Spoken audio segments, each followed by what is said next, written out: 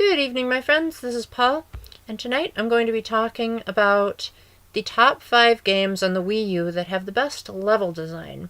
Now, I'm going to full out admit that there are a lot of indie titles on the Wii U eShop. I've heard that most of them stink, but if there are good ones out there, I unfortunately couldn't include them on the list because I haven't played enough, and the one good indie title that I played on the Wii U, well, besides Little Inferno, was Typoman, but I haven't beaten it yet.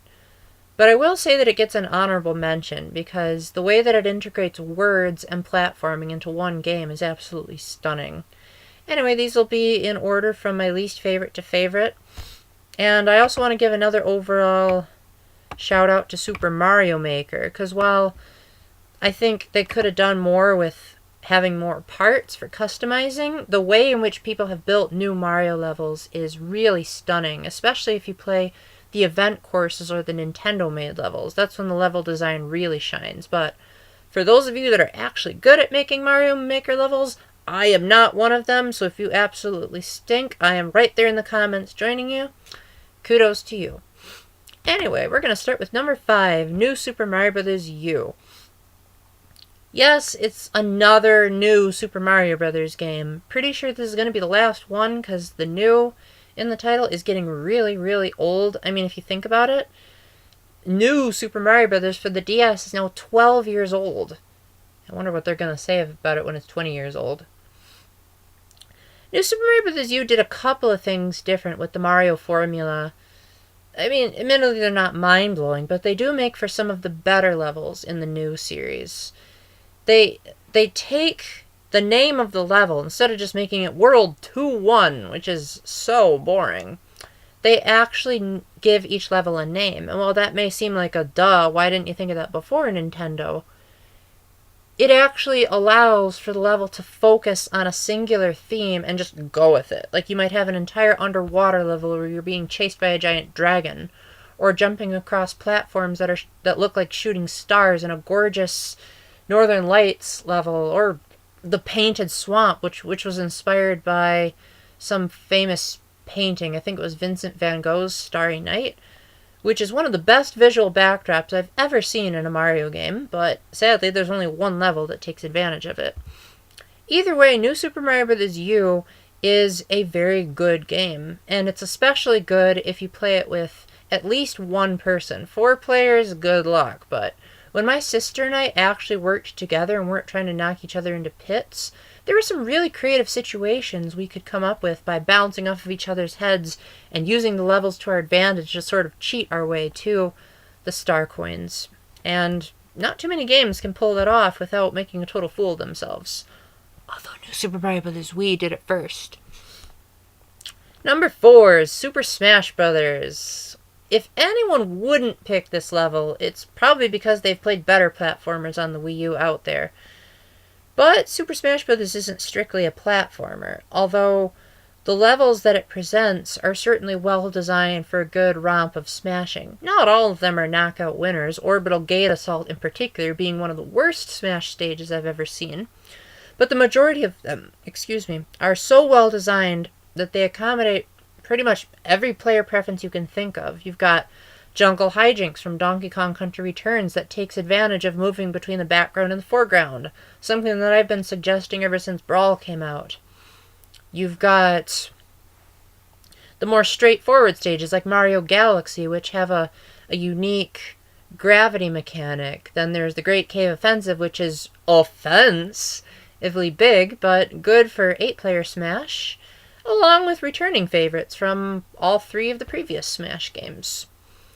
And the DLC stages are even better, so if you're willing to shed a couple of bucks, you get some classics like Umbra Clock Tower, Midgar, and even a Super Mario Maker stage that apparently changes every time you play it. Is that really true? Let me know in the comments section, because that'd be a cool episode of Game Myths, or whatever they want to call it. Number 3 is Mario Kart 8. Mario Kart 8 has to be the biggest leap forward in a Mario Kart game that I've ever seen. Yes, I'm going to be bold enough to say it was even bigger than Mario Kart 64 from Super Mario Kart, because I did play Super Mario Kart recently, and Mario 64's levels had problems. Mario Kart 8's, on the other hand, I can't think of a single dud in the entire pack, and even the worst track that I can think of is still well designed. The tracks not only look gorgeous thanks to this being the first Mario Kart game in HD, but they take advantage of the flight and underwater mechanics that were introduced in Mario Kart 7 and then build upon them with the anti-gravity, which makes for some of the most insane replays the series has ever seen, as well as radically reinventing so many of the tracks that if you were to do a back-to-back comparison, you'd hardly be able to tell that they were even based off the same track. N64 Rainbow Road and Toad's Turnpike are perhaps the best examples, but a few other knockout examples are Donut Plains 3 from Super Mario Kart, Baby Park from Mario Kart Double Dash, and Ribbon Road from Mario Kart Super Circuit, which also really benefit from the radical redesign. If you are one of those people that started out playing Mario Kart 8 based on the Switch version, and you're like, dude, this level design is amazing! My response to you is every single one of those tracks came straight from Mario Kart 8. They didn't make a single adjustment on the tracks themselves. So if you're going to praise a game for having good design, you gotta praise the Wii U, unfortunately. Boo, I can't praise the Wii U, Paul, that's terrible. Tough. You can praise the Switch version for the battle mode, though, because Mario Kart 8's battle mode was terrible. Number 2, Donkey Kong Country Tropical Freeze, a platformer so timeless that Nintendo's making a cheap port of it on the Switch. Wow, way to really make the Wii U feel terrible, Nintendo. This one I can at least sort of understand, because it didn't really take advantage of the gamepad, like, at all, except for off-TV play, but who cares? It's a pretty darn good platformer. These levels just scream, oh my goodness, I just want to play this game and get whooped royally and have a blast while doing it. Tropical Freeze gave a lot more freedom as far as exploring the levels by giving Donkey Kong one of 3 different partners, either Diddy with his hover ability, Dixie with her essentially double jump ability, and Cranky with his Scrooge McDuck ability. Plus, the extra horsepower of the Wii U allowed for the levels to be more visually dynamic, more going on underwater levels, which control surprisingly smoothly, as well as alternate camera angles for the rocket barrel, barrel shooting, and minecart levels.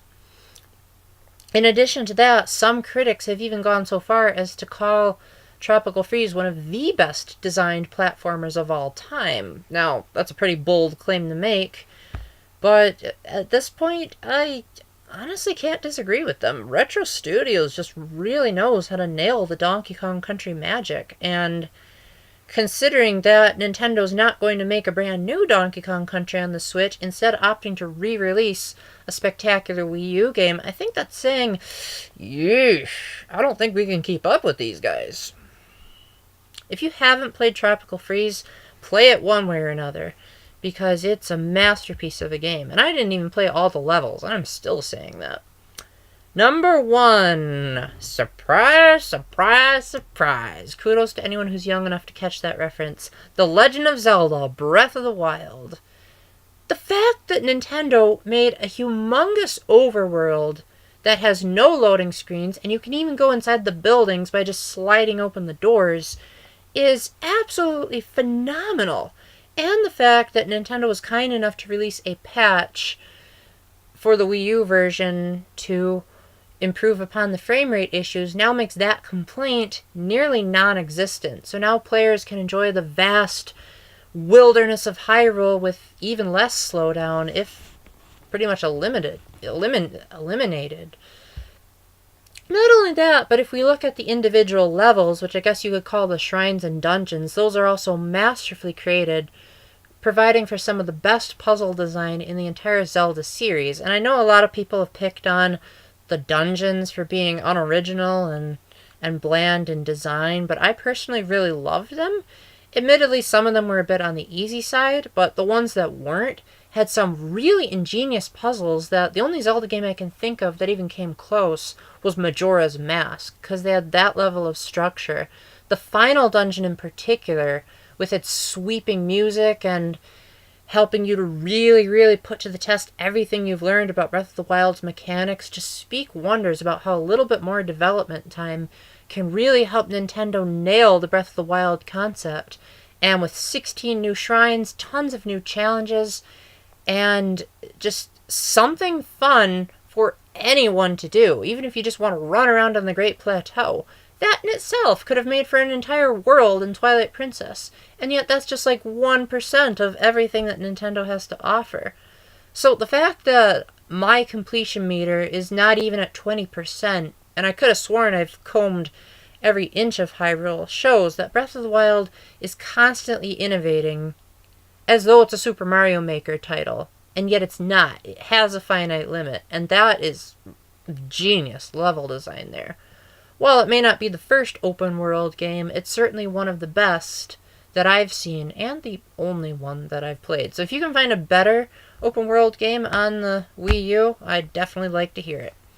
Anyway, thank you very much for watching. If you have any other super amazing games on the Wii U that had great level design, looking at you, Rayman Legends, honorable mention, but didn't put it on the list because I haven't played it all the way through, but that Eye of the Tiger level is magnificent. Please let me know in the comment section, and until then, keep the faith, stay epic, and God bless. Bye.